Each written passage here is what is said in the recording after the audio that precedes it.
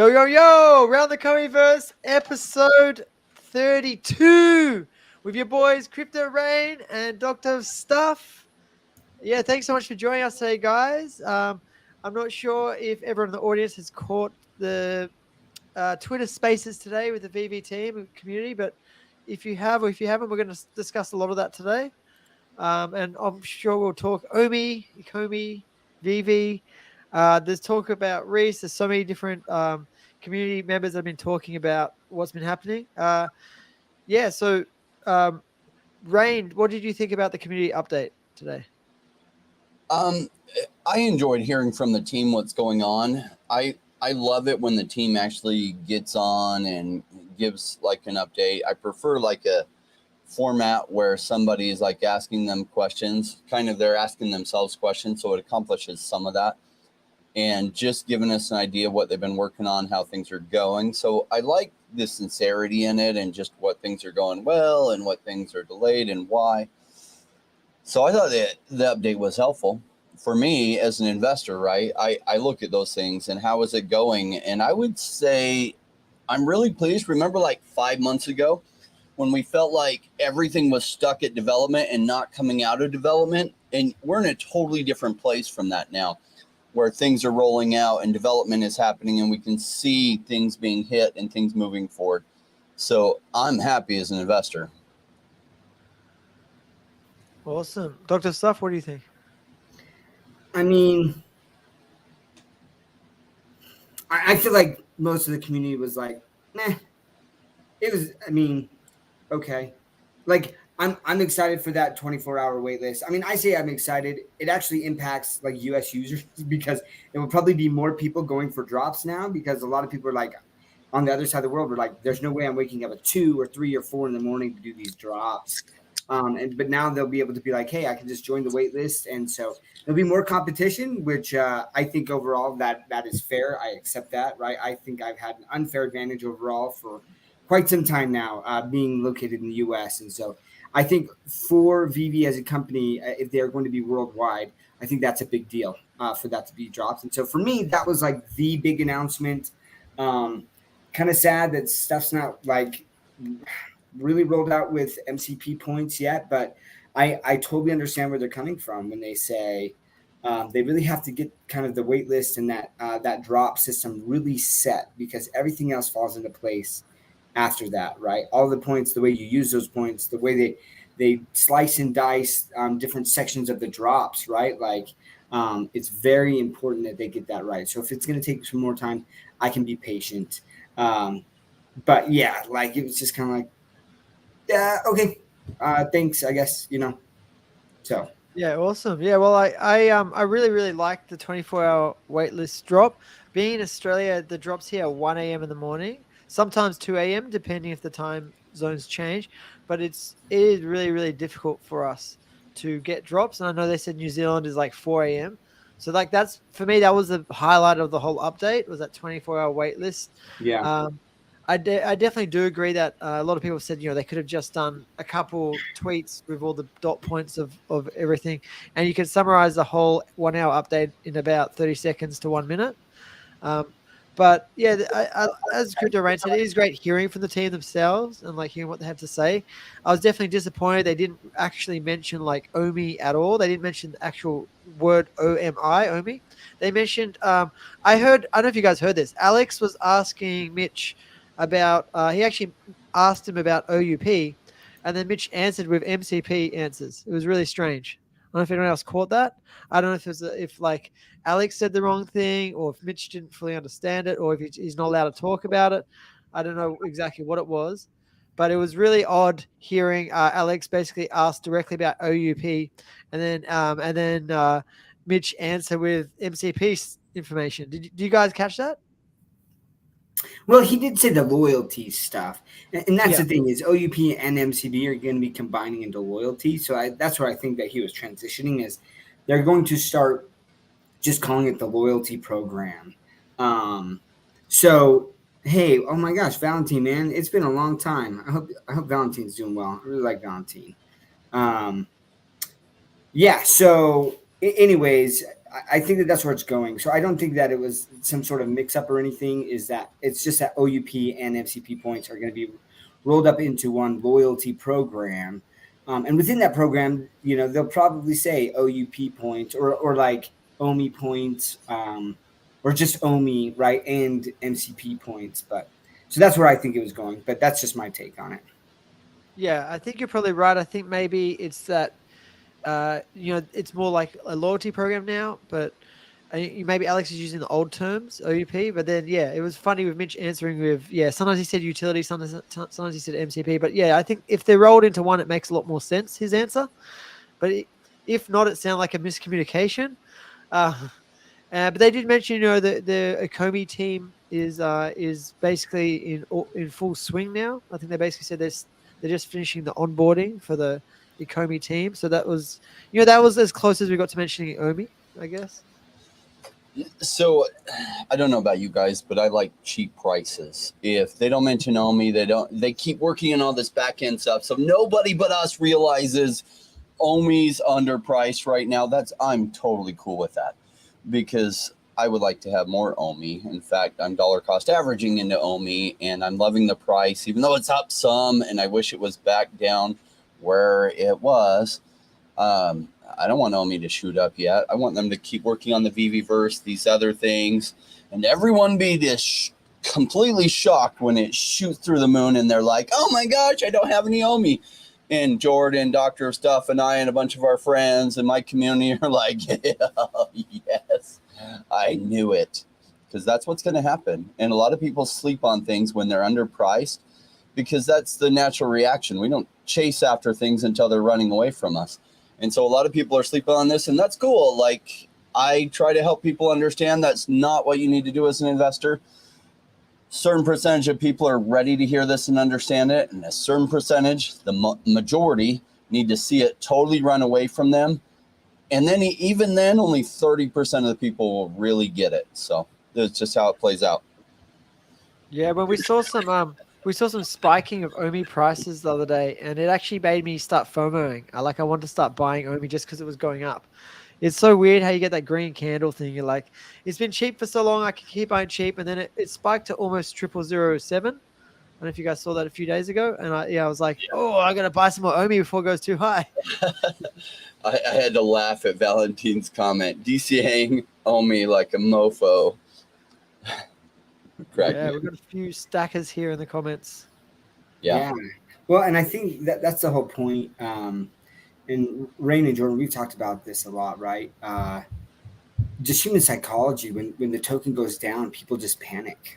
And it's this emotional reaction, even though they may have logically done research and look at like what Ecomi and BB are building, and been like, oh, like this is amazing, but the token's not doing anything. What's wrong? And let me just give you this is just the space in general, and it's investing in general. I was just talking with a buddy of mine about Bored Ape Yacht Club, and a year ago, Bored Ape Yacht Club, they were untouchable. They were the best. Things were crazy. Why? Because prices were high. People were making money. It's great. And then just like a month ago, if you just read their channels, it was like, what is happening? Where's the team? Why aren't they haven't done anything in a month?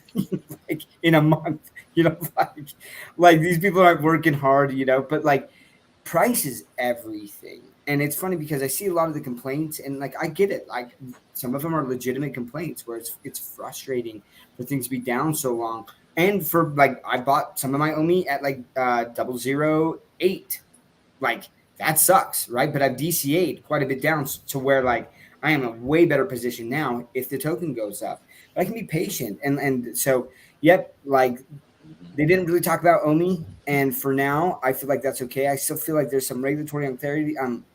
There's a lack of clarity around regulatory expectations, and like what's a security and what's not a security. But and the longer this price the token price can stay down, the more I can DCA, because I do have high expectations on what this token can do. And that's just me and my investment strategy. But it still can be fun, even if they're just saying, hey, here's what we're doing with OMI. That would have been like nice. Yes, yeah. I feel like they just need to mention a little bit, we've got a whale group, and in the whale group, I can't discuss who, but they said maybe there's some legal issues. They don't they just or the legal team just said no, don't mention it for now. There's all sorts of reasons why it may not have been mentioned, and it might be stuff behind the scenes that we don't know about. Collecting Fire here says is going to swap 2 ETH for Omi. I've got about 16 Ethereum sitting there, and I was thinking of swapping some of that for Omi as well. So it's not I don't think it's a bad idea. Not financial advice. Yeah. Wouldn't we all love this situation that for the next 6 months, I would at least, that Omi stays right where it's at, maybe even goes lower. Gosh, I would love it if it would go to a third or a tenth of where the price is now, because the future of where it's going. Think about that deal with Alibaba. They talked in the update today about localization and releasing stuff in, did you notice? China. Holy F. And so, but part of the brands in like Japan and China want to be able to release the initial sale just local to say Japan or China, which is okay. It sucks for all of us because we won't be able to buy it until the secondary market. But think about how many new users will onboard and how much attention it can bring to the Vivi side. And the more that Vivi does well, the bigger Ecomi's token Omi is going to pop when people start going crazy for crypto tokens again. So what you're really waiting for is this bigger bull run that is going to kick off, and it's probably going to start with Bitcoin, though it could start with some other things. And there will be this massive rush of money into the crypto space. And Omi is one of those tokens that's probably, I don't have a magic crystal ball, so I can't say for sure, but probably going to do exceptionally well during that. And that's what I'm holding for, right? I don't care about a 5x pump from here. In fact, I hope it doesn't 5x because it's going to mess up my dollar cost averaging. I'm looking for a 20 to 500x pump. And that's only going to happen when the rains come in and like everyone goes crazy for crypto and you go to get your hair cut and the person cutting your hair is all of a sudden some kind of expert on crypto. Oh my gosh, I bought Bitcoin and I bought Doge and and it's going up to $7 bazillion. And that's the kind of stuff you want to hear is like, oh my gosh, okay, it's definitely time to sell. The person cutting my hair thinks she's an expert in crypto. She's not. It's just all the masses are coming in. Everyone thinks they're an expert because they feel like they've made money. And at that point, you want to be taking your profits because that is right before the crash. And that's the point I'm waiting for. And I'm ready to be patient for that. That's cool.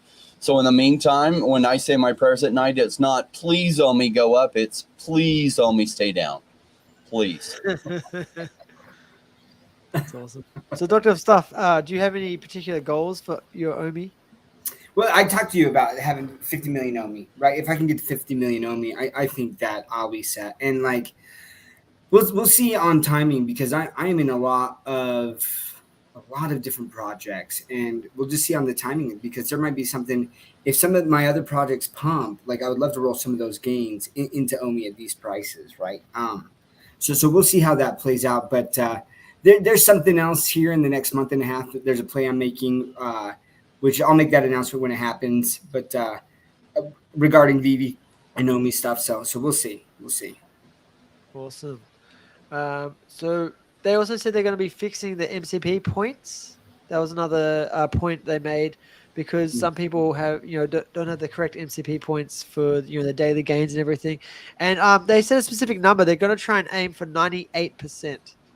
Which is, I think that's pretty good. Like if they can get 98% accurate MCP points, the MCP point system is so insanely complex, just in terms of how many collectibles they have, how many people have bought collectibles over all this different time, and how many different accounts there are. To get it to 100%, I think would be impossible. So I think 98% would be a good number. I'm just seeing what they also mentioned Vivi crafting. Yep. Cool. Oh, hold on. I was going to say about that 98%. I saw some reactions there where people were like freaking out. Like that was like, why not 100%? And I think that they don't understand sometimes in tech, like the amount of money and effort it would take to get to 100% is so much time and effort that really like, and this is just business in general. They'll get to a certain level of like acceptance. And there's going to be like, there will be some issues past this, but the cost to go more than this is so high that like we'll just deal with the customer service end where individual people can reach out to us and we'll fix it that way, right? And look, I like from my understanding, Biscuits was talking about how her points were massively undercalculated because she had over 100 sets for quite some time, right? And she recently sold a lot of her stuff, but like she posted her points and I was like, that is definitely wrong.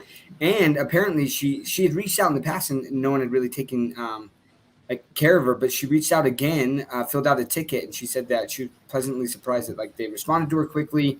So things are picking up there, right? And Ryan had said that they have like a team of around 100 people now. When he was interviewed with Danny DeBoll's interview, they're growing in the bear market. Most projects, right? The majority of projects right now are letting go of people.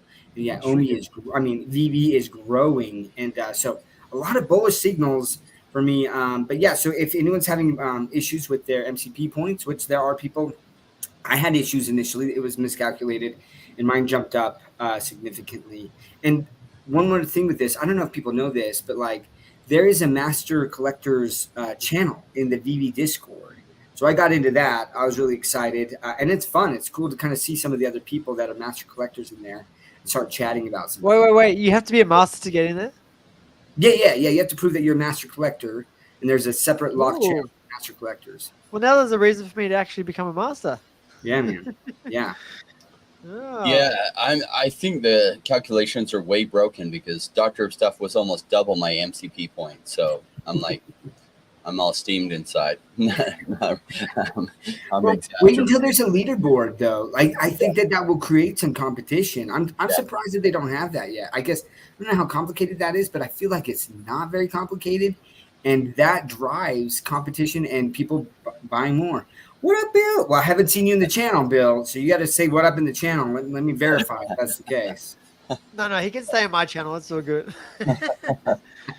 Bouncing on everyone's channel. That's a really good point.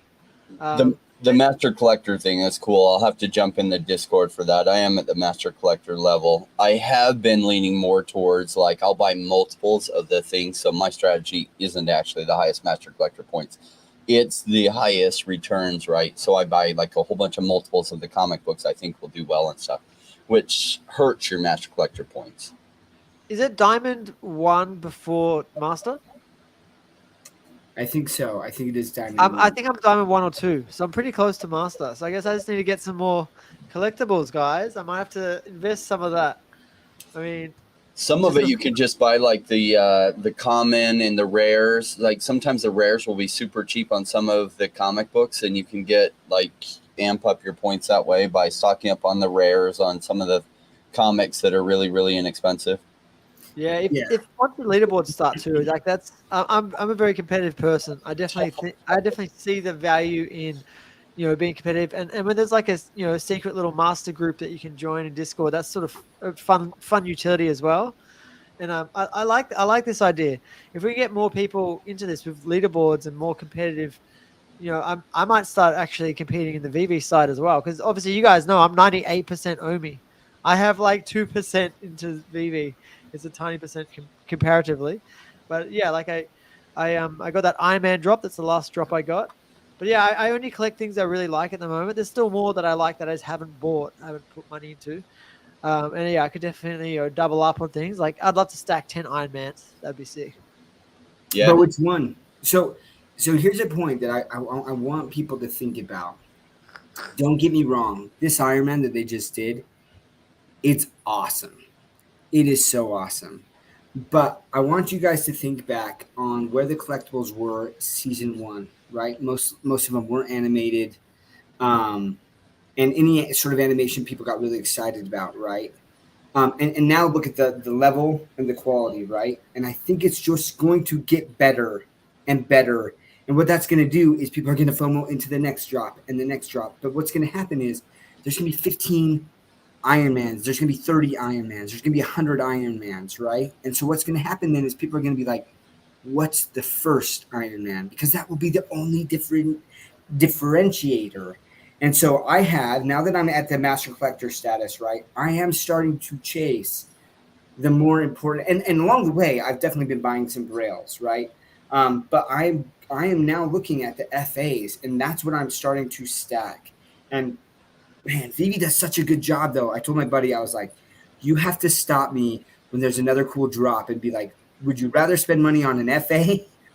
Right, realizing in the future, like what this is probably going to, like what the FAs will probably do compared to this, because they do a great job of being like, here's the next cool shiny object, and people go for that. But like when I'm looking at from the investor standpoint, I need to focus on those FAs because that's where I think the true value is going to accrue over time.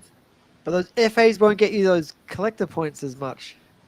Well, that's why I've already stacked my collector points, and I know that I'm going to have to continue to do that because that's the thing, right? Is it's a living number, and so you It's can always get changing. out of master collector if you become stagnant, right? And aren't continuously looking at that. So I do look at sets. I do look at, and I am constantly growing my master collector point status by completing sets and looking at the value and things, right? So I'm always doing that, but then where's the extra money going? And it's really to keep the looking back at those FAs. And the reason that the MCP points should be so important is that for future FAs, right, that I can land those on the drop so that I don't have to pay 5, 10, 15, 20x, depending on what it is, right after the drop. For sure. Yeah. Well, that's why I stayed up to 1 a.m. to get that Iron Man drop. I just want to go into Robert's comment here, Robert Van S. I 100% agree with him. He basically said that, they want, they should know what the community wants. They listen to the community, and the community wants to know about Omi, and it is a bit rude that they didn't really mention it. Like I said, we've got a private whale group, and they said maybe it's legal issues, and they don't want to get into it for something like that. There is a lawsuit going on, if you guys don't know, so that might have something to do with it. Let me share some thoughts on that. So think about it like this way, and just the allegory I'm going to use is like a battle, and say you're one of those troops storming the beaches of Normandy against the Nazis, right? And there's a machine gun nest, and that machine gunner is just spraying bullets down. So you sit under cover when those bullets are spraying down, and that's Gary Gensler in the SEC right now spraying those bullets down. So don't make a big deal out of your token while that machine gun is firing. Wait till the machine gun is taken out and replaced by somebody, which will probably happen in the US, or whatever, but don't walk out into a firing machine gun. And that's what they would do if they were focusing things on Omi. That's probably has something to do with why they're not bringing it up, that and some other reasons. So expecting or wanting that, like they're doing you a bigger favor by not bringing it up.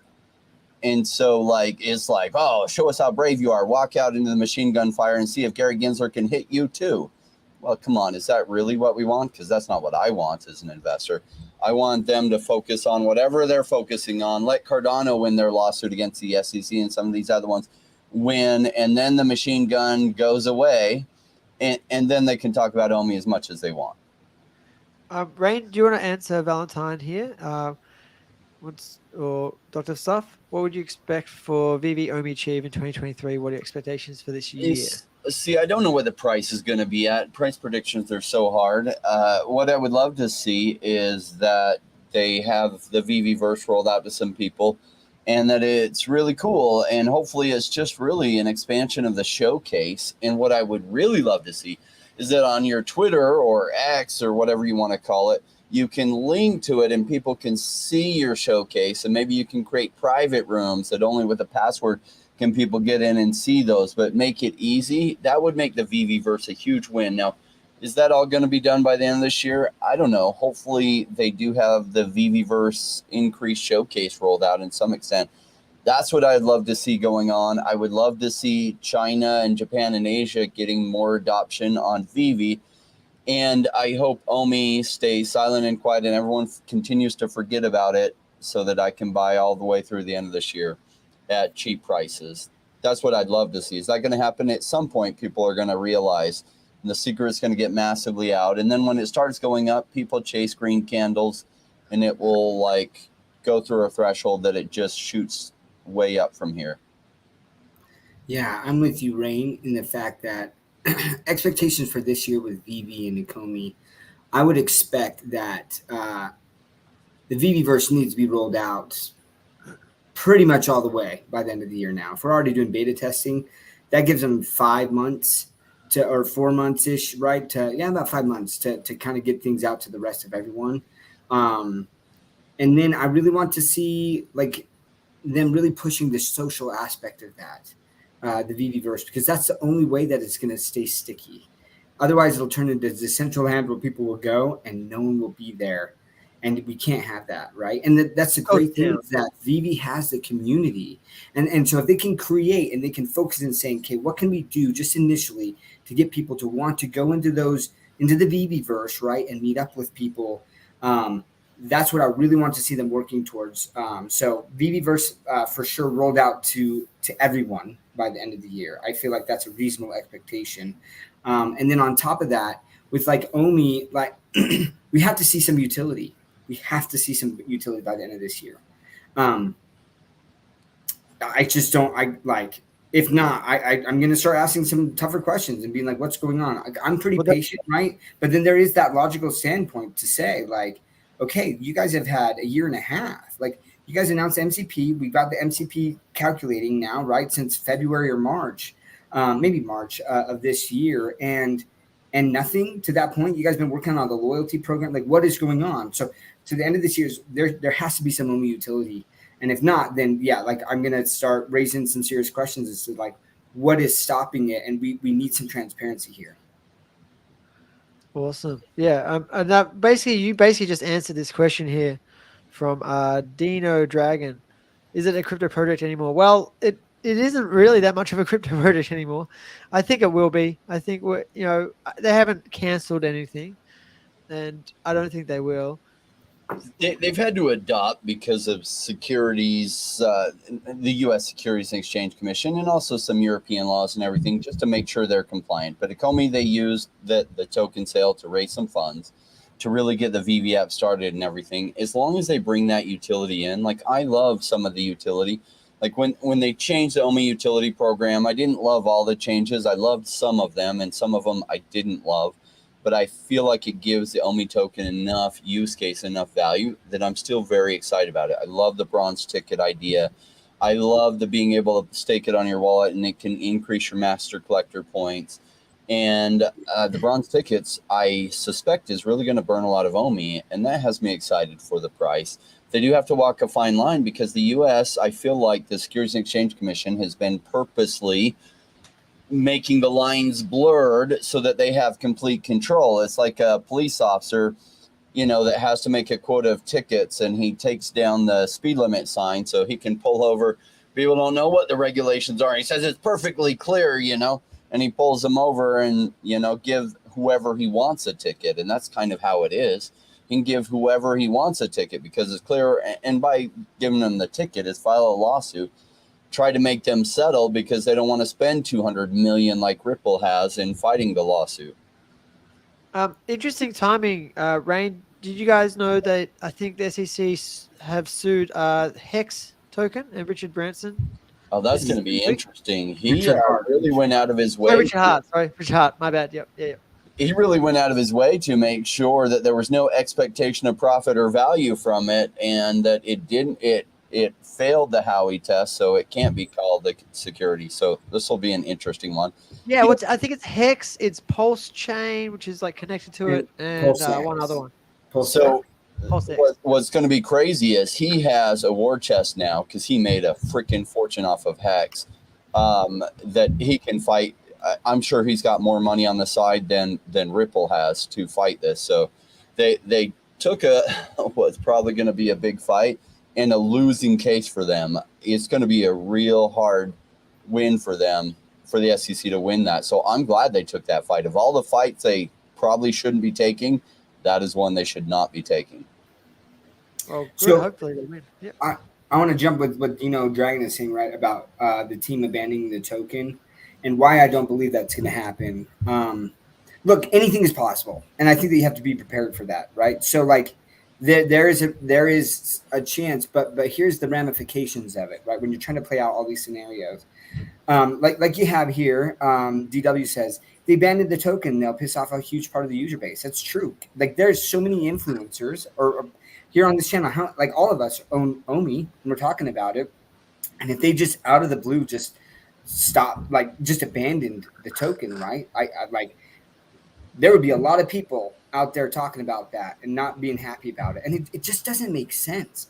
Dan and David own a ton of OMI. And yes, VV is profitable, but number one, they would face lawsuits from the original investors when they raised the token, right? For them to just completely abandon that.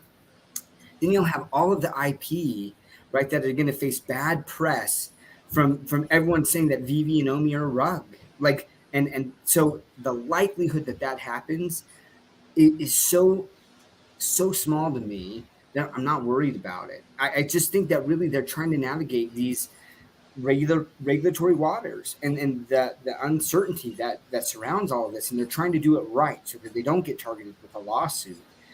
Not that they're abandoning the token, but that's the thing. So if we're right, let's say that they're just in the background, they're building it, they're working on all these things, the token price is down, but then they come out and they're like, hey, here's this utility, here's everything that's going on. Then that's when people get bullish, right? And that's when the token pumps. But we bought when there was still that concern and that risk there. And that's where crypto investing comes in, right? Investing in general is you lay out the probabilities, right? Because nothing's for certain. But then when everyone is fearful, and this is, you go back to Warren Buffett and like buy when people are fearful, right? And that's the thing is just, or be greedy when others are fearful and fearful when others are greedy. And the backdrop, right, the foundational basis of what he's trying to say there is basically like when people have those concerns and they're scared of what's happening, that's the time to look and do the analysis and say what ones make sense probabilistically they're going to succeed. And I feel like right now VV and OMI are in that spot. Yeah. Okay. So Dino Dragon says he has 25 million OMI. Not exactly sure he says by what I've sold has totally changed. Don't know what he means by that. So what he was sold, right? What they said was yes. Okay. Yep. Yeah. I get it, right? But that's the space has changed. You used to be able to the whole buyback thing. They were they were doing that. And basically they were told by attorneys that makes the token a security. And so then that's why they stopped. It's not that they were trying to rug people. They were initially, that was the plan. And I think that they've had to adapt, like Rain said, they have to adapt. And only the companies that do adapt and are nimble and can make those changes, they're the ones who are going to survive. And it's funny because I see so many people pointing out and saying, for example, McFarlane Toys. I was just in the Twitter space last night. And they're like, look, McFarlane Toys, you don't even have to KYC. They're the ones who are doing it right. And I'm like, I think that you're being extremely naive if you think that at some point in the near future, these like OpenSea and Rarible and all these companies are not going to make you KYC. It's going to happen. There's a Forbes article out there. Google Forbes, OpenSea, and KYC. Pull up the article. It was just written this year where they're talking about all of the money laundering that can happen in NFTs and things. It's going to clamp down on that. And so, like, McFarlane Toys, I'll bet you money that like at some point in the near future, they're going to have to start requiring this KYC stuff. And VV's already done that. Right now, they're said, at what point do you need the KYC? And we figured out what's still acceptable to bring on more users, right, to not scare people away. But those are the types of things, Dino, where I feel like these are, instead of red flags, like green flags, right, of like this team is being extremely thoughtful about the future. They're not just thinking about now, they're thinking about what's coming down the pike. And that is a bullish signal for me. So those are my thoughts. I think he basically just said he's still dollar cost averaging in. So he's still keen, just not as confident as he was. Is it fair to say the real biggest problem that most the OMI token holders have is that the price hasn't pumped? Like all this other stuff would be forgiven if the price was up 20x from what everyone bought at. And so really what you're just feeling is like the bear market blues. And this is why so many people wash out and they don't stick around and they find logical explanations for why they're going to quit. But it's really emotional, and they're emotional. They just feel like they're beat down and they're kicked and they're kicked and then they're kicked again, and then they're kicked in. And that's why 95% of people leave and don't make money in crypto. And it's only the 5% that are either so informed that they don't quit or so stubborn that they don't quit. And they're the ones that the money goes to. That like Doctor of Stuff said, I buy when others are greedy, or I buy when others are fearful, and I get fearful when others are greedy. And that's exactly the mentality. And so while it's way down like this, like you mentioned, your dollar cost averaging, but a lot of people are washing out and they're finding logical reasons like, oh, all these delays and it sucks so hard. This is what the bear markets look like. I was around the last bear market and it was hard, but I just kept dollar cost averaging, and everyone else was like, oh, it's so stupid. And, I looked at it and did this and this and this, and they had all these complaints or reasons why they weren't going to invest. And I was just dollar cost averaging. I was like, this will turn around. I know market cycles. Sure enough, it did. Some of my things went up 100x, some went up 150x, one went 3000x, and some things went up 25x, but the kind of gains you can't get anywhere else. And we're in that bear market, and you're feeling the bear market blues, and that's normal. And a lot of people will still wash out from here. And it's sad. You can't save them all. You can help educate them, and then they get to make their own decisions. Yeah. We've got some funny comments here. Justin says he's numb. He's numb to the space. I guess it means crypto in general. That is very normal at this time. In fact, like I was completely numb last bear market too, even though I knew cycles. It was my first cycle through crypto, but from real estate, I had been through 2 cycles. I felt numb.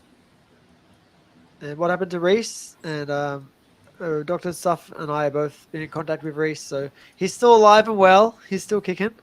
He's just, he's not really being very public at the moment. He's still working in the background with the team. So until that changes, I'm not worried at all in that aspect. So I'll point out something too, just that makes sense.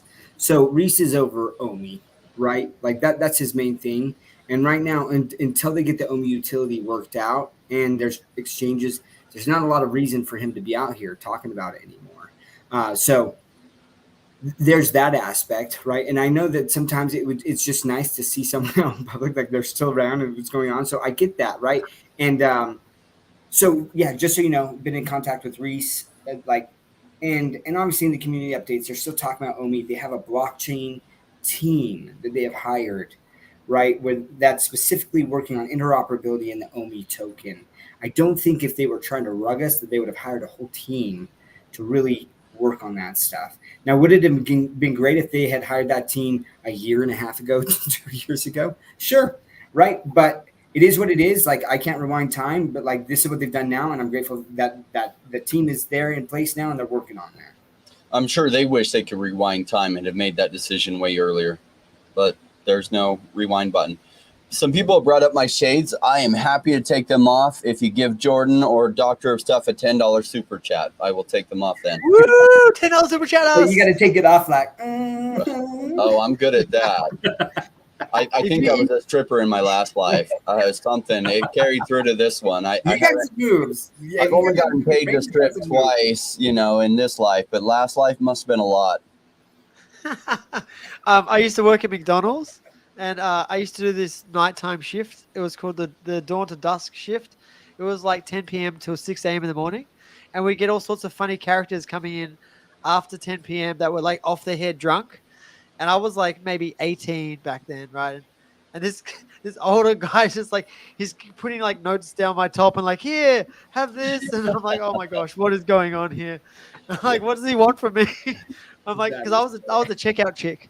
So I was, doing all the orders and everything at the front end, and it was a lot of fun working at McDonald's. You got to meet a lot of crazy people. I used to see, we had 2 little Indian security guards, and there was like, because it was open all night, and it was just drunk people coming in, and there was always fights. And man, the funniest thing ever was this big brawl started, and this is a bunch of big, tall, like massive Aussie guys fighting each other, and there was coins flying everywhere. I remember watching the 2 security guards look at each other, and they just ran off. They bolted. They left. They were out of there like, I don't get paid enough for this. Back then they were probably getting paid like $12 an hour or something. They left. Let's go. Oh man, someone scooped up all the money, and they just grabbed this handful of all these coins that dropped out this guy's pants when he was fighting, and they came in like buying shit. I'm like, should I be taking this money that's like obviously stolen? Like, it was a fun time. So we got off topic there, but it was all about tripping. what I worked fast food and it was the worst, right? Like people just don't treat fast food workers like humans. I almost got fired twice because two separate times I kind of just I don't take crap from people. Like I don't. And like this one guy came, I'm like taking orders and stuff, right? Taking change. And this customer comes, like throws this hamburger, right? Like hits the cash register. I was like, what is happening? And he's like, open it. Open it. Hey, what's up, Chris Ashby? So like I'm like, okay. So I open it and he's like, what's on there? And I'm like, I don't know, it's like a burger with pickles and ketchup. And he's like, that's right, pickles. And I didn't order any pickles. And he's just like creating this scene, right? And I'm like, this dude has literally thrown a hamburger at me because there are pickles on his sandwich. And I was like, look at my hands, you clown. And he's like, what'd you call me? I'm like, you're a clown. You're a clown. I'm like, look at my hands. Do I look like I made a hamburger?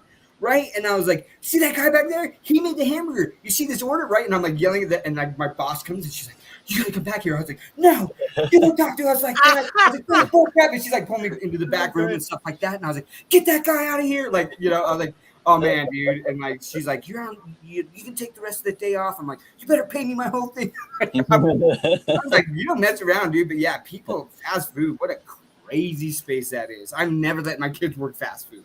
Note yourself, never ever throw a hamburger at Dr. Stuff. It's gonna end poorly. It will end poorly for you, I promise you that. Speaking of that, Dr. Stuff, it's your birthday today, right? Yeah, it is. It is. It is my birthday. That is correct. Awesome. And I'm here with you guys. Yeah, thanks for I doing this appreciate stream that. on your I birthday, love you guys and love the VV fam. It's fun. I did get some of my social skills from working at McDonald's myself. It was a move up from the Dairy Queen I worked at. Worked at Dairy Queen. I hated it. It's the only job I ever hated because the atmosphere was terrible there. And I went to McDonald's and I had an absolute freaking blast. That's funny. What is all this? Traded by day, speed deal by night. Happy birthday! Happy birthday, Dr. Stuff. Hey, thanks, NFT Hero. Hey, and you know what? NFT Hero, he's out here all the time. I'm pretty sure it's a he, but maybe she. My apologies. But yeah, thanks for watching. I love that. I love the people who are here that give us of their time. So yeah, and thanks for the birthday wishes. Appreciate that. Awesome. And you're 30 years old, right?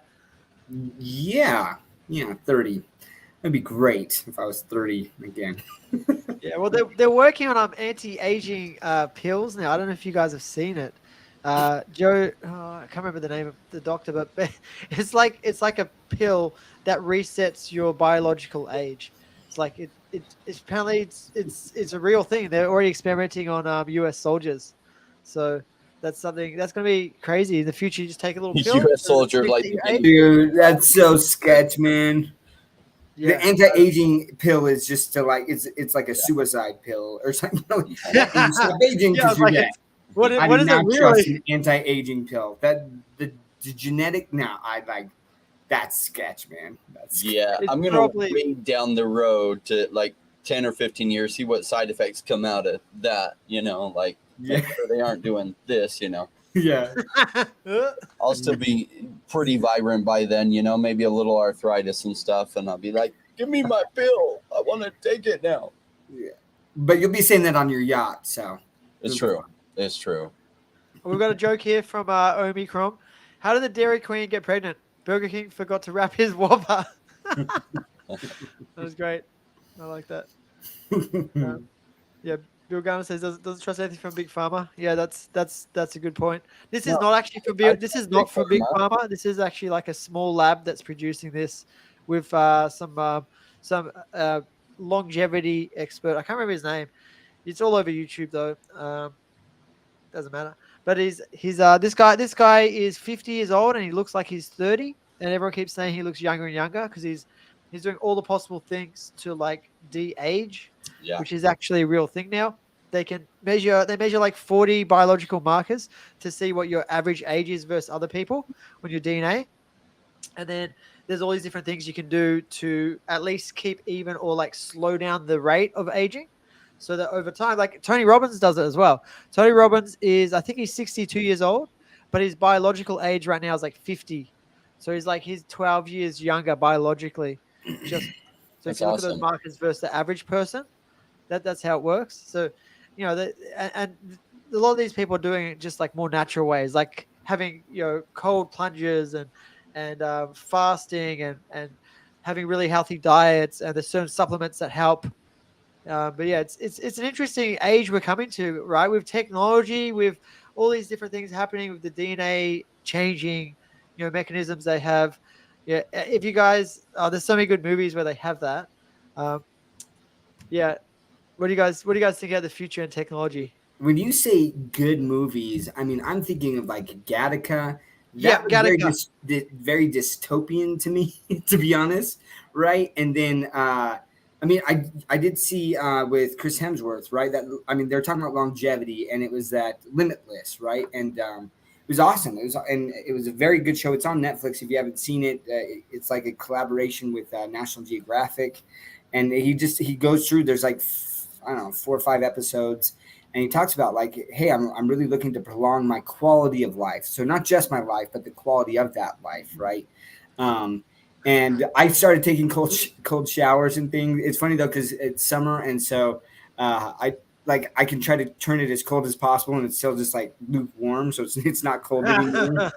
um, but yeah, like I mean, I don't have access to the sauna that he's doing like every day and some of the other things, but it's fascinating stuff. So I think the technology and the science, it still has a long ways to go. And it, they do these studies on a lot of these different people or these tribes, right? That like they fast, they don't get to eat, they only eat every 3 days when they catch an animal or something, right? And how long they live. And that's my question. Like, okay, yeah, these people are healthy, like while they live, but how long are they living? Type stuff. So I feel like there's some information left out of some of that, but it's very fascinating. But hey, man, the problem with this is though, right, is that there's limited space on this earth. And so as we prolong our lives and the quality of our lives, yet the population continues to grow, what happens then? What happens to people's Mars. quality of life, right? Mars. Mars, yeah. We become the aliens on other people's planets. Is that like Yeah, we'll just spread out across the we, galaxy. we could always figure out how to live in the ocean too, right? And so, hey, let's make Atlantis real. It's Yeah, what probably is more hospitable down there than Mars. what is the ocean is what, like 80% of the Earth, something like that, 70-80%. Yeah, there's still lots of room for growth, but at some point we would run into the problem. But what's interesting is societies, like their technology advances and stuff, their rate of having kids goes down. So it's almost like a self-correcting problem. I can't say I fully understand it. We just see it, right? So Europe's birth rate isn't even expanding right now, and it's only mostly the third world countries where their birth rate is massively expanding. The U.S., Canada are way down, and not even really sustaining themselves other than for immigration. Yeah, they just have to keep importing people from other places to all these different countries just to keep up the population. It is very interesting. I think 10 billion, 10 billion people is the number that they've looked at like very sustainable, sort of looks like it might be our peak. And then, yeah, it might never go more than 10 billion people in the world. hmm. So that'll be interesting. Yeah. Mushrooms.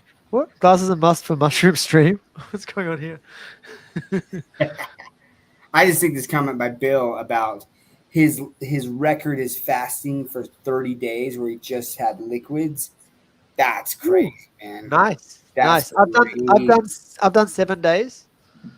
I've done 7 days. Even that's a lot. That's crazy.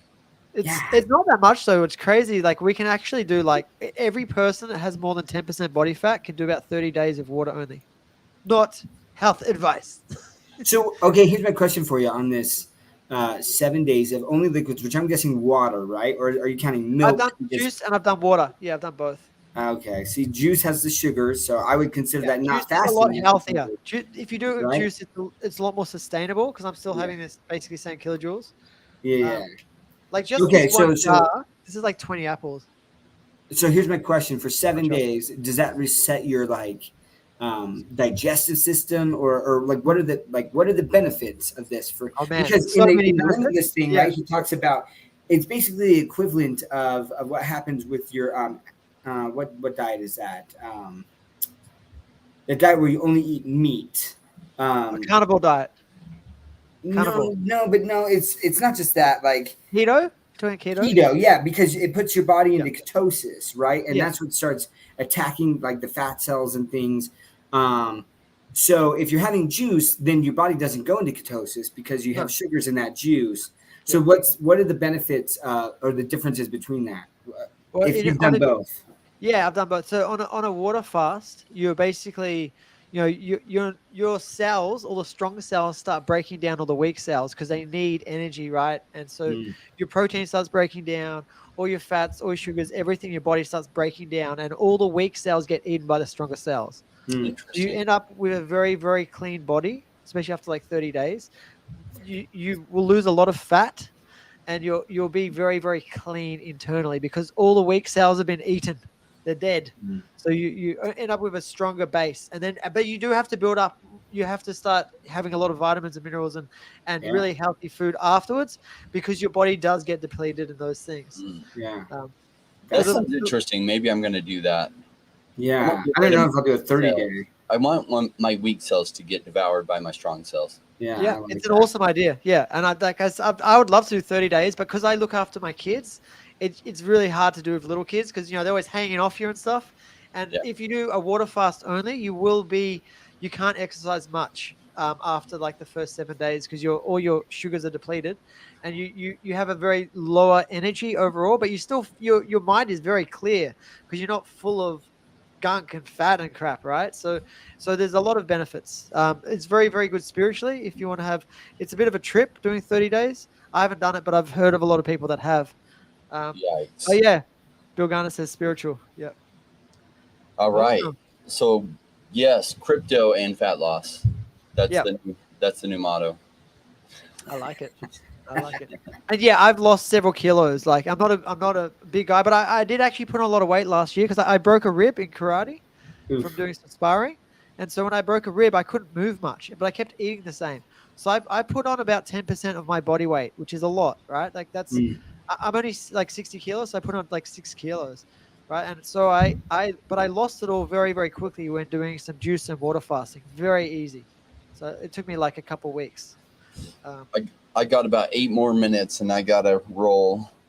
No worries. That's cool. That's cool. Yeah, there's a ton of benefits. You guys should look it up yourself.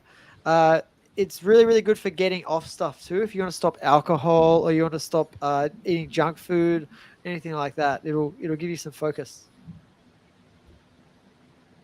I'm going to seriously think about not a 30-day thing, but I'm wondering if I just did like a water one for Yeah, 3 do a days weekend. or Yeah, something three like that. days. Yeah. Easy, Yeah. easy. With 3 days, you won't really notice too much because your body still has the sugars in all the cells. So you generally will be fine 3 days. You'll just be a little bit hungry, but those cravings do stop, um, and your body goes to ketosis as you know, and will start eating off fat after 3 days. But Yeah. yeah, 3 days is like the hard bit. 3 to 5 days is like the hardest time period. If you get past that, you can do 30 days easy. But if you're doing 3 days, you won't need to. Yeah. Oh, Bill wants to do Duro on the next fast. I'm keen. Bill, hit me up in that VV chat, man. I called you out. I haven't seen you in this What message. is Wax P? You don't know what Wax P is? It's Wax, the Wax token. It was originally one of the blockchains that was really cheap to have NFTs and other collectibles on. And so like Topps released their baseball cards on Wax, and it hasn't been in the news because there's a lot of alternatives like Polygon taking off, but Wax was one of the first to really roll out in that space. And they had Garbage Pail Kids and other things. It's kind of like Wax packs. And they made it as a blockchain to have that type of thing. And so it's retraced it. Its recent peak in 2021, late 2021, was almost $1. It's all the way down at about 5 cents. So it's down 20x. It'll probably do well in the coming bull run. Whether they survive long term, I don't know. But a lot of stuff I invest in, I don't really know if it's going to be around in the long term. But a lot of it I'm just holding from now until the next bull run. I imagine Wax will do just fine in the coming bull run. Awesome. Its market cap 173 million. Its fully diluted market cap looks like it's 195 million. So most of their tokens are in circulation. Could go to market cap maybe in the lower mid or lower billions, maybe higher than that, 5 or 10 billion. I don't know. When the rains come in, right, almost all boats go up. Even sometimes dead projects go up when that happens. And so I don't know why they'll probably still be alive and ticking, so they should do well. I think Will says his wax portfolio is down 99.9%. That sounds... Yeah, I got those baseball cards. Into those top baseball cards, and I'm just holding them. Like the early stuff, sometimes on the collectibles, like baseball cards and stuff, just take a while to play out. Most your baseball card and football card collectors aren't into digital collectibles yet. But when they come, the amount of supply of the digitals versus the demand that might be there in the future I like those ratios a lot. So I just kind of forget about them, have them off to the side, don't think about them much, and just wait. So here's something that I think that people may not really be putting the connecting the dots, I guess. I don't know if you guys have seen the first season of The King of Collectibles with Ken Golden. Mm-mm. So Ken Golden, he owns an auction house, and basically his whole business is to make money off of auctioning collectibles. And that's what he's really focused on, right? Like all sorts of things. But like the first season has been, he actually got Logan Paul on there and talked about Pokemon and things, and about potentially trying to get him to sell his Charizard, right? PSA 10.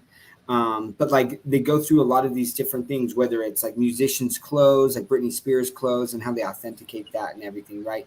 Mm-hmm. But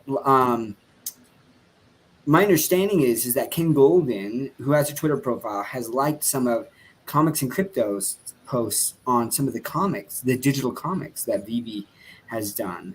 And it's only a matter of time because before the collectible space becomes more and more digital, right? And we've talked about this a lot, but like, where do you store your digital stuff, right? I have limited space back here, and like I've got some comics that are starting to stack up and that I got to get graded.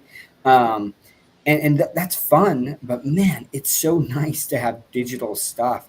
And I just see, so he's announced like a new season coming up, right? And I can just see in the next 3 to 5 years where there is Netflix, and whether there's a Netflix documentary on Vivi and its success, but then it goes into like another Ken Golden, right, where he's now auctioning off digital, right, or like on Vivi, or like somehow, right, people start auctioning off these digital assets and stuff, right, and that becomes a show. So whether it's wax baseball cards or things like I know it's so cliche to say, but we truly are still very, very early in the adoption phase of digital collecting. And so that's why I talk about FAs and the importance of it is as the space grows, there's going to be other platforms. Look, the whole point of these companies like Disney and Marvel, like they want to spread their seed, right? Get it everywhere, as much money everywhere, as much market share as possible. And so there will just be more and more, and that's where the first become more and more important, right? Because that's the social flex is like I have the first of things. So, but I'm excited. And wax, like my wax baseball cards, I was really excited. Some of the pulls that I got, they're worth like nothing right now. And yep, I'll hold on. Why sell? And that's the funny thing is people sell at the bottom, and it's just like at this point, it's like worth just holding on to see if something bounces back. And if it not, then I'll just sell that and take my losses at some point in the future to counteract the gains. But yeah, agreed. Well, I got to roll out, gentlemen. Awesome. No worries. Good to rant. Thanks so much for coming. Longer if you want, Jordan. We can chat some more. Yeah, right. Sure. We'll see y'all. Hey, take it easy. Good to see you, man. Yeah, good to see you guys. Alrighty, and then there was two. I was going to say you're talking about adoption taking some time, and I'm not sure if you know, like San Diego Comic-Con. I heard a lot of people had heard about Vivi already, and when they started to see in person, they saw the experience. They got to see the headset with the Marvel Studio and stuff. They got to They had tablets set up. We've had the VV app and everything, and we had a lot more converts, a lot more people that are interested in understanding the digital collectibles now than last year. Like is a lot more people that are becoming aware of it. So I think that the adoption, obviously, it's going to take some time, but it really is starting to happen, right? So we're getting to this stage where, no, we'll go like that. Yeah, we get to the stage where things are really changing, and mainstream will eventually adapt it fully. And so, what do you think about that? Yeah, I was really excited after San Diego Comic Con to see some of like obviously Bloomberg wrote that article, and that article kind of went viral. And people pointed out, they were like, oh, like it didn't have very many likes or retweets until the VV fan got a hold of it. And I'm like, I don't think you understand. Like, that's not the point. The point is people need like several exposures to something before they start to even get curious, right? And then once they get curious, like it took me probably 15 to 16 times talking to a buddy of mine about VV.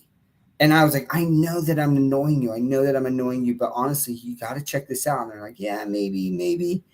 And then finally they did, right? And now they're one of the top 500 wallets. They love it. They do. They love it. And they're like, man, I wish that I would have listened to you earlier so that I could have bought when Todd was in the store, right? All of these things. But it takes time. And so the point is not that there were, X amount of likes or retweets. The point is that people saw that for the first time. Maybe it's the first time they'd ever heard of VV or, and like digital collectibles and Stan Lee, but they know Stan Lee and who he was and how iconic he was. And, oh, the Stan Lee collectible sold out. Like, what is this about? Oh, 500%, return. Like, and it's just those touches over a consistent time period to where then they really start to get curious and investigate. Once they investigate, like all of us here, right? We are just sucked in. We're sucked into this. And so there is going to be more adoption. And the other thing that I think is so interesting is for the longest time, you had these NFT purists, right? That were just like, not my keys, not my crypto, not my keys, not my NFTs. And I get that. Don't get me wrong, I want to custody my assets. But it was like, if you didn't have that, they wouldn't even acknowledge your existence, right? We're starting to see that shift. And why are we starting to see that shift is that so many of these NFT projects, even the blue chips, are down significantly. And yet they're seeing VV constantly sell out of a lot of their drops. And they're like, what is happening here? And they're like, oh, there's people who don't even understand crypto that are getting in there. They're buying things they can buy with their credit card, right? And they also say, like, there's a chance that this becomes interoperable at some point down the road. And so you have these major Web3 accounts now that are tweeting about VV and getting into that. And so I do think that there will be an adoption, obviously with the pressure, and we should be putting pressure on. We would love to be able to custody our assets for those who want to have that be an option, right? But I do see some like more and more adoption, man. So I'm excited for Decon. Jordan, at some point when Omi is going very well, I'm going to expect to see you at, maybe it's not Decon, maybe it's VVCon, That would be awesome. I'd love that to be a proper VVCon. Like that's obviously going to be the future, right? Like I thought pretty much VV took over Decon, right? It was more like VVCon anyway, but it would be great to have our own dedicated space and place. It would be. I know David mentioned doing something like that in Australia as well. When I was on VV Magic's channel, he was talking about that, saying that he knows he's got a lot of people in New Zealand and, and Australia that would be really interested in like an actual VVCon, maybe something local. Look, if it's in New Zealand, for me, that'd be so easy to get to. It's just across the water. But for me to come to America, which I do want to do, and go to Decon or VVCon or something like that, that's like I think it's a 21-hour flight. Yeah. That's not a direct flight, right?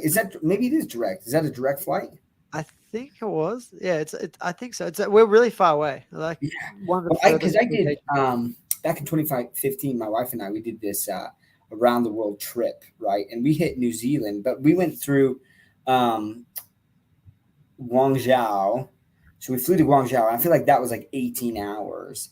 We had a short layover there, and then flew to New Zealand, and that was like another like 8 hours or something crazy. So if the 21 hours makes sense. That's probably just like a direct flight there. It is a very long flight. Yeah, and it's because I've got little kids. I think our kids are the same age, right? I got a 6-year-old and a 3-year-old.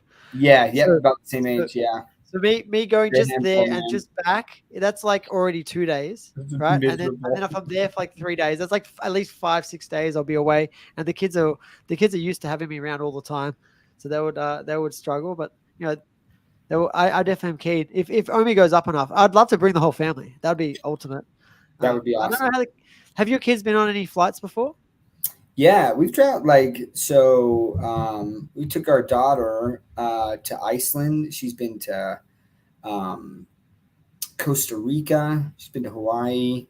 So she's traveled quite a bit. She's been to Canada.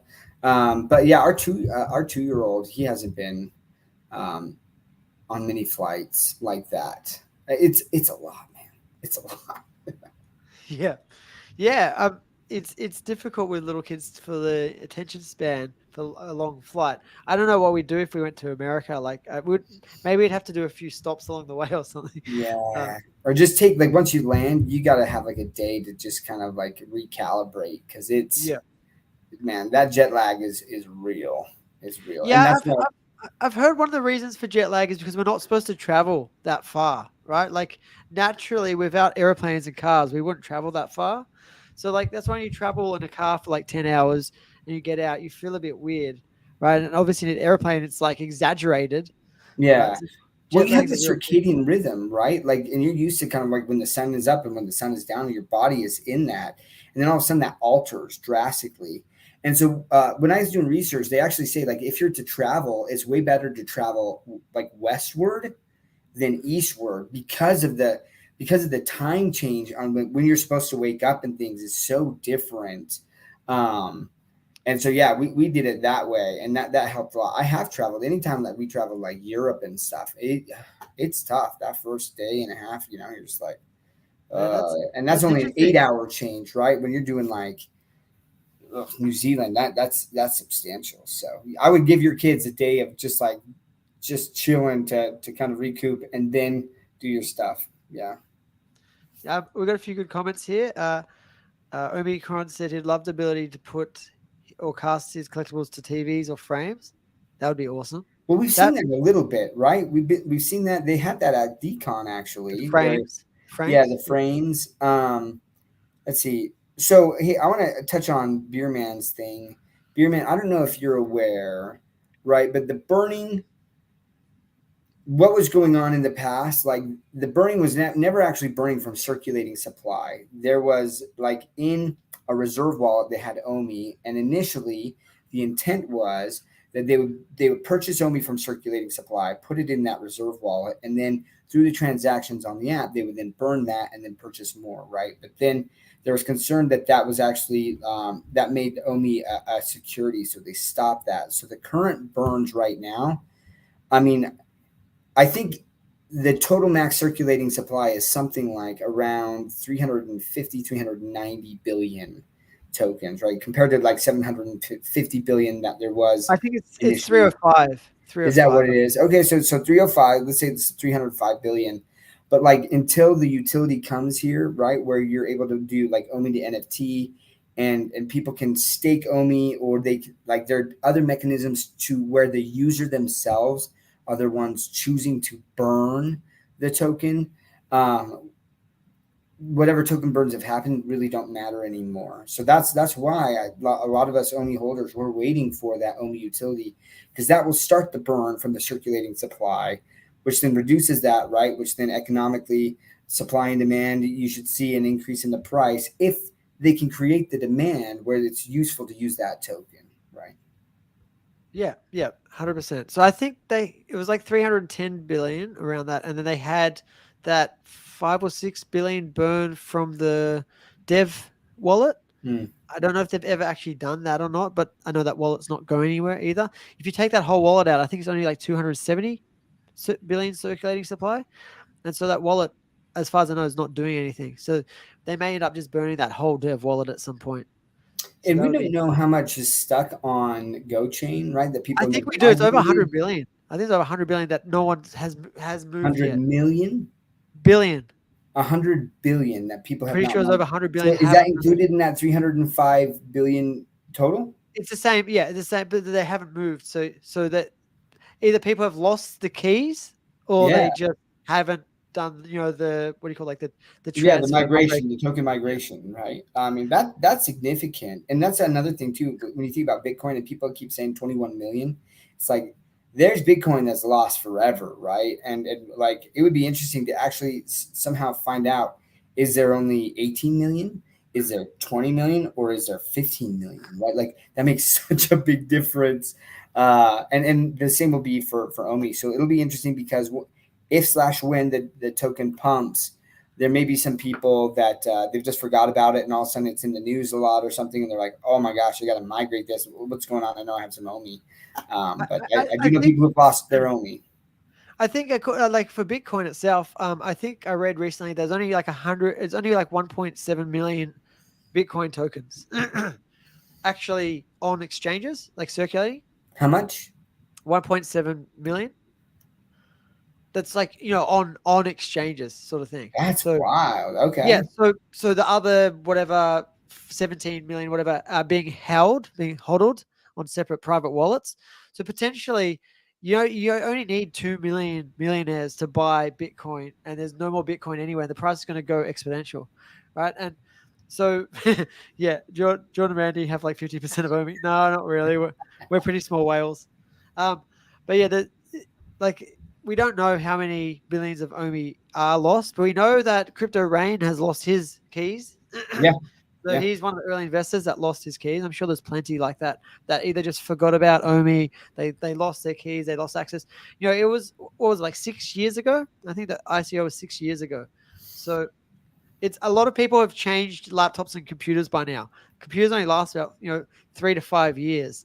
So and sometimes if you just throw them away or reformat them, give them away to kids or whatever, you might have lost your keys because you might have been like, oh, Omi's not worth anything. Because up until 2 years ago, it wasn't really worth almost anything, right? You could buy a billion Omi for like $10,000. You could buy a Well, and the billion other thing, Omi. the thing is, depending on how many projects you're in, like I had, that's happened to me before, where someone will talk about a token, and I was like, wait a second, what? I was like, I think I have some of that, and then I've got to go back and find the wallet. And so I'm going to be having to switch laptops here in a little bit. And that's one thing that I'm just like, I have to do an inventory of all of the different projects and wallets that I'm in and make sure that I do that migration so that I don't lose, some of this. Cause look, some of those tokens will die away, but then others, others can come back with a vengeance, and that can be pretty exciting. Yeah, I mean, I've bought plenty of tokens when they were really low, and I've lost access to some of those. Mm-hmm. Like I've burnt a little bit of burnt a little bit of Bitcoin, burnt a little bit of Ethereum. I've all sorts of like other tokens, like SIA. I think it's SIA token was one of them. I don't know if you remember that Okay. one. That Doesn't ring I a think it's bell. still around now. It actually blew up a lot, and I don't know how many I had of those, but I left them on an exchange somewhere.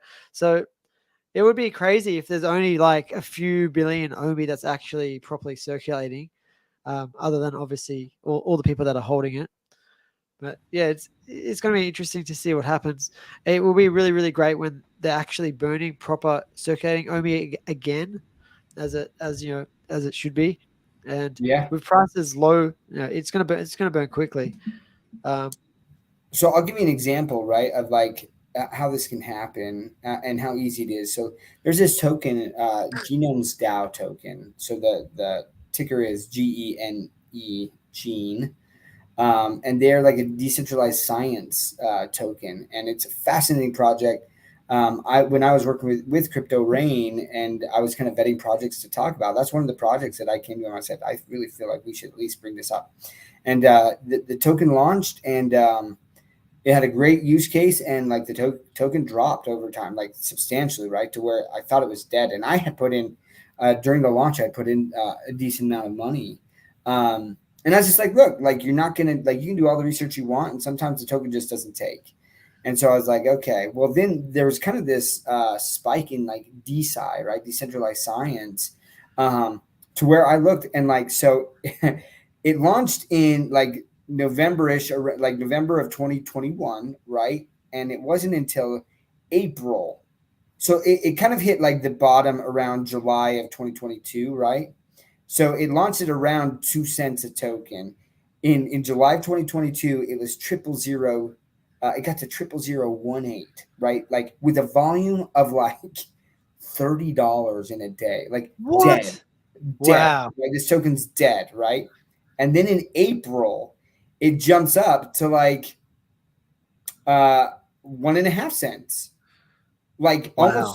almost to like its all-time high, right? Like, and that's that narrative. But I was like, that was one of the ones I was like, oh my gosh, yeah, like I still have some of that token, and I definitely sold some. But then I was like, I'm gonna hold on because this really still has a strong use case and things. But like I had forgotten I even had that token, and so it's really easy to do. And so it'll be interesting when we're talking about burns and things. We talk about circulating supply of homie. We truly don't know how much of that is actually lost, but I would guess that because Omi was down for so long, right, initially after launch, that like there's a substantial amount that's locked on GoChain for forever. Yeah. Yeah. I mean, and we'll be able to tell that too. If a lot of it doesn't get converted to ERC20, even at the next bull run, we'll know that they're pretty much dead, Yeah. right? If Yeah. people don't even bother to sell them at the peak, and then it comes back down again, we know those ones that are on GoChain that haven't moved, very very likely are locked away forever. Yeah. Um, Yeah. and that's I think that the biggest burns will be at the next bear market because we'll have all the own utility by then, right? And the price will probably pump up quite high. We don't know what to, and then it'll probably drop down again in the next bear market if the cycle continues as it has been for crypto. Um, some people expect there to be a super cycle in the next one because of all the Bitcoin spot ETFs and everything. There, I mean, yeah. I've heard more and more people say that, and I heard a lot of people say it last bull run. Dude, this is the super cycle time, and I take that with a grain of salt. Like we'll see. Look, there is. I feel like this next bull run. So you have some people like I think Mr. Pags, right, is saying that there's going to be this crash, and some others there's going to be this massive crash in like September, Alien October. invasion. I don't know what it is, but there's going to be Alien this. invasion. Is that what he said? Yeah, Oh, Mr. Pack said that. gosh. Okay. Well, What all you right. Like, I won't go there, but this time is different. It's funny because like history like doesn't repeat itself, but like it rhymes, right? Like there's definitely things that like there's commonalities between cycles and things. But one thing that is extremely different this time is the likelihood of a Bitcoin ETF. And if you can get a Bitcoin ETF, then you have more money potentially coming into this space than I think that most people can even comprehend the amount of money that will come into this space from hedge funds, right? And like we're talking retirement accounts, right? 401ks, like hedge funds, that type of money, trillions of dollars. And then when that happens, then you get retail also piggybacking off of that. And like, so there is a chance that this next bull run could just be bananas, like nothing we have ever seen before. And so they'll probably be printing money as well, right? They're more than likely interest rates coming down, printing money all at the same time. The perfect storm. I don't think so, man. Not with the Fed, not the way that Jerome Powell's stance is right now. Like, I think that he absolutely has to make sure that he crushes inflation because inflation is such a dangerous animal that, like, unless he gets overridden and basically, he gets kicked out or whatever happens, and then they keep printing money again. Yeah, if that happens, then it's game over, right? Because then people get these checks or like all this money.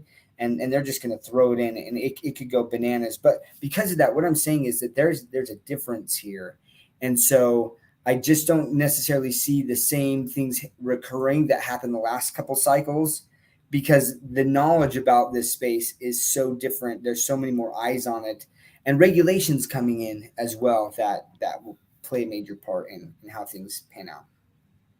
Awesome. Yeah, it's all going to be really exciting. I can't wait to see what happens. I'm pretty bags are pretty packed now. I don't have much wiggle room of buying more crypto and Omi. I've thought about it. Like I said, I've got some Ethereum that I could easily move to Omi, and I may do that. We'll see. We'll see if I pull the trigger on that or if I keep it as Ethereum. So I actually had 100 Ethereum coming into last bull run in 2020, I think it was, and because Bitcoin was running up really fast. I don't know if you remember that in 2020, end of 2019, start of 2020. Just it was flying, and Ethereum just didn't move. So I ended up selling all the Ethereum and like moving over to to Bitcoin and other cryptocurrencies, and I fully missed that Ethereum did a 10x from that low to high. So I would have, like, if I look at my portfolio now, the total portfolio is only a little bit over 100 Ethereum, which is crazy because I had 100 Ethereum plus like 5 Bitcoin plus some other cryptos. So that is crazy, Jordan. Mistakes are made along the way, right? But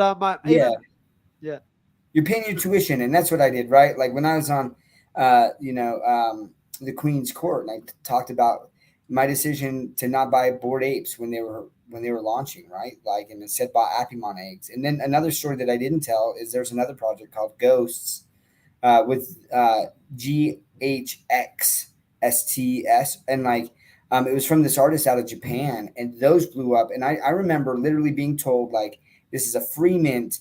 I had my clicker, it was just the gas cost, right? And I had my clicker over it, and I was like, nah. And like literally, like the airdrops that accumulated over the next 3 months just for owning that very first one that I could have minted for free equated to like $700,000. That like I just didn't. Yeah, and you know what? I can look back on that, and you can have infinite regret of all of the opportunities that you miss.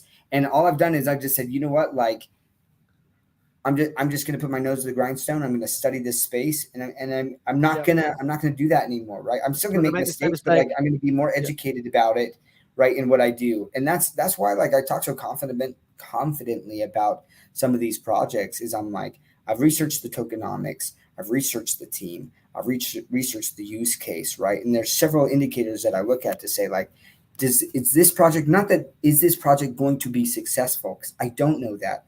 But does it have the characteristics of successful companies or companies that make it over time, right? And those characteristics change as the company matures as to what the expectations are. So I definitely am like, this is a space where you can make some serious money, and I'm going to get real serious about this. And I do talk about Omi a lot, but I am definitely in a lot of other projects that I like. How many projects do you think you're in total? Like 80, over 80. Yeah. Yeah. And how many do you have significant money in? Probably 25. Yeah. Cool. Yeah. I've got 20. I've got 20 projects. I did my crypto portfolio breakdown last week. So yeah, it's a 30-minute video if anyone wants to watch it.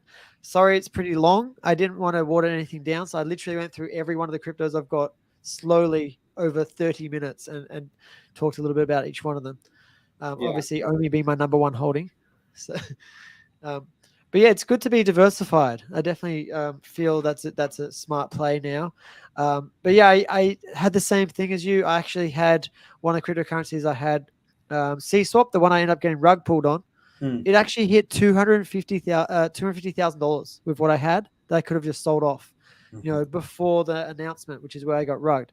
So if I almost sold it. I planned to go, to get up late at night and go and sell it. And I just didn't do that. I didn't do that little thing that ended up making me lose all that money. So it's crazy how just like one little thing going differently, that money would have really, really helped. I mean, I don't know what I would have done with it. Maybe bought more Omi, maybe put it into the house or something, but it would have not been a waste because I got $0 for it. In fact, I got $100,000 loss instead. Yeah. So that's the point, Jordan. And this is something that I just hope that people really pay attention to. And again, like this is just what I am doing after the experiences that I've had. But I absolutely, from now on, I am taking profits. And like I got too greedy early on, right? Where I would see these prices go up. There was one token that I invested in right through this VC, and I put in it was kind of like a meme coin token, right? And I'm like, I'm just going to throw in $500 into this. I got a 5% distribution initially, right? So I put $500 in. 5%, right, which is $25. That $25 was worth $3,000 when the token launched, right? And for me, I was like, oh, this is meme coin. I'm like millionaire or nothing.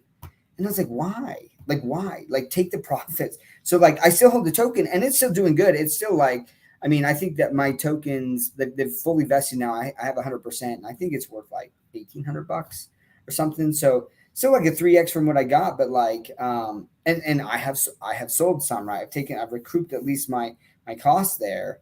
But like going forward, I'm like, like I've got to stop so much of that greed and just say, I'm going to take some profits here and stash that aside, so that like anything I put in and a little bit more plus the taxes I'll owe, I have like on the side there. So like, and then I can ride with way less emotion and I'm selling as it's going up. And yes, that means that I'm not going to sell at the top and I'm not going to make all of the money, but I'm also not going to lose all of the money. And that's something for me that I have learned, and I promise you that will not happen again. I'm not going to let that happen again. Yeah. The greed.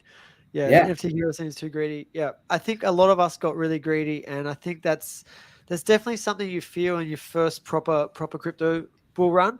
Like I've been in multiple runs. Right? I had crypto for a long time, but I never studied it and did it properly. I was mining crypto in 2000, I think it was around 2013. Yeah. I was mining it. I was selling Bitcoins for like $300, $400, $500 per Bitcoin. Just to exchange it. I don't even know if it's to exchange back then. I don't remember how I did it, but it was, there was not many exchanges. The crypto space was quite new, and we didn't know that those Bitcoins were going to go to, almost in Australian dollars. I think Bitcoin hit, it was like $85,000, maybe more than that. It was pretty close to $100,000. It might be, maybe it's 93,000 in Australian dollars. But I wasn't into the whole like the bull. I didn't look at the cycles, right? I was just mining a few cryptos and holding some. I didn't really understand it, and I didn't get serious about it. Even in 2017, I sold some, but I didn't get serious about it till 2019. So really, the last bull run is really my full run of like from the start, the full bear, the full bull, and then back to bear again now. So this is coming into. I've had a lot of education now from this, very expensive education, that I'll know exactly what to do next time around and make sure I'm not too greedy. But yeah, I don't want to sell too much too early. So it's definitely going to be like a progressive, sell a little bit here and there and slowly work my way out. Yeah. So to answer Valentine's question, so I dabbled in crypto in like 2020. That's when I bought some ETH, and like it had pumped. So around the time that Jordan, like he was like, oh, ETH isn't doing well, I'm going to buy into Bitcoin, right? And then all of a sudden ETH has this massive pump. That's when I bought ETH, right? As I was just like, people kept talking about this, and I'd done presentations on crypto on whether or not it was going to enter it, like if it was truly competition or a competitor to the traditional finance space, right? And so like I knew about it, but I'd never really dabbled in it. I bought some ETH right at the top or near the top. It tanked. I panicked. I bought into XRP, which had been pumping. Then they got their lawsuit with the SEC slapped on it, and I couldn't even sell my XRP, and it tanked too, right? I can sell it now, but anyways, like I've talked with Rain a lot, but what happened is I got into some venture capital groups in like mid 2021, and if people remember, there was kind of like this pump in like March and April, then like a pretty big dip, and it kind of dipped, but then things started picking up again in September, October, and then like November-ish, there was a pretty decent pump, and that's where several projects that I got in did really, really well for me, and like that was the first time I experienced like a 40 and 50x, right, where I was just like, this is crazy, and but that's the thing is like I did sell some, but what happened is I rolled into, this is how I got into more than 80 projects. So it took a lot of those gains and then invested in a lot of these other projects that were coming up, right? Well, a lot of those projects actually have not released their token yet, because in December, like things, January and February, that's when the market started to turn, right? In the Yeah. 2022, right? And so Yeah. now here we are in 2023. Some of those projects who managed their money well, they're still building and doing. So Cornucopias is one of them that like I invested in before they launched, right? And it's been a great project. I was stoked on it. They have this Learn to Earn that's going to be coming out. They're going to be releasing their first game in their metaverse, right? This racing game, and the team does weekly updates. I mean, it's awesome. But so even though I have been in the space a short time, there's so many different projects. Like I've been rug pulled. I've had teams that literally took our money and went gambling with it. They like put it all on red, and then they lost it, and they're like, "Hey, sorry guys, we don't have your money." It's such a wild space, and so that's why I feel like I had to mature pretty quickly to be like, look, if I don't understand this space, if I don't really start to understand this, I'm going to lose my shirt. And but because of that, that's where I was starting to study all the different tokenomics, right? And what has worked, what projects that launched did well, what haven't, what ones are still around or still building. It's a fascinating space. I love the crypto space. I'm very grateful for that tough education that I've been given so far. It is tough. NFC Hero has a question here. Are we worried we might sell too early and miss life-changing gains? So I'm not going to sell much early. I'm just going to sell small amounts, like 5%. Like I'm happy to hold it. I don't mind selling after there's a peak, like selling on the way down. It's like we had a lot of time to sell last time. Like even when there's a peak and then comes back down, there's usually quite a bit of time. Like there's usually weeks and weeks to sell where you're still above what you put in, if that makes sense. So selling on the way up and selling on the way down is totally fine in my books. I'm not too worried about selling too early, as long as I'm making profit. Obviously, like I'm not gonna hold everything till into the bear market again. That's for sure. Yeah. I'll hold some Bitcoin, some Ethereum. I'll probably hold some Omi, but I won't hold like a large amount into the bear market because I think that's just a waste of that capital that you can cash out into USDT or whatever temporarily and then buy back in again, right, when it drops. So yeah, so my strategy with that NFT Hero, and again, this is my strategy. I'm not telling other people to do that. None of the things we're saying here are financial advice. This is just like for me in this experience, what I've learned is I have tiers of like when it hits this price, this is when I'm going to sell 5%. And if it hits this price, then I'll sell 10%, right? And then maybe another 10%. And then if it gets to this price, I might sell 50% around this price. And like, and then there's this moon bag, right? Which might be the last 20% where I'm like, if things just go ballistic, then I will sell, then I'll tear that out a little bit, right? But so that way you're right. Like there's a chance that I don't make the life-changing gains, but if I can become educated in this space and if I can diversify, there's a likelihood that a lot of these will do so well that I don't have to sell at the top at all of these to make life-changing gains. I've got to head off in a minute, guys. My camera's about to run out of power, and I've got some stuff to do. But yeah, thanks so much for sticking with us. Yeah, it's been a really, really fun show. I know the Todd father couldn't make it, unfortunately, family emergency. So sorry about that, guys. If anyone was looking forward to seeing him, we'll get him on another week. He was really, really keen on this. And yeah, thanks, Dr. Stuff, for sticking with me. And happy birthday again. Like it's really fun that you came on your birthday. Some people would be like, it's my birthday, I'm not doing anything.